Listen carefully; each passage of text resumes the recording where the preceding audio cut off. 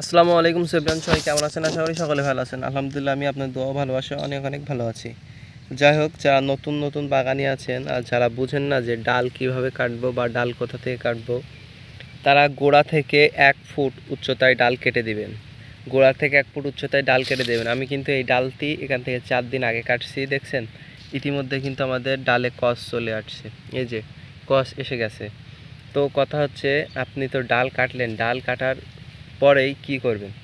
ডাল কাটার পরে নতুন গাছগুলি যখন কলম করবেন, আমি কলমে একটা ভিডিও দেব।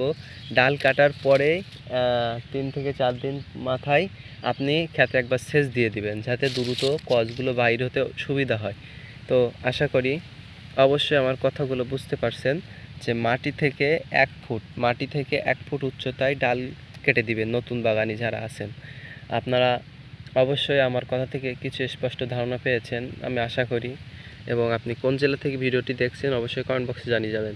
আপনার যদি কোনো সাপোর্ট লাগে আপনি বলে যাবেন, ইনশাল্লাহ আমি ব্যাক দেওয়ার চেষ্টা করব। আসসালামু আলাইকুম রহমতুল্লাহ।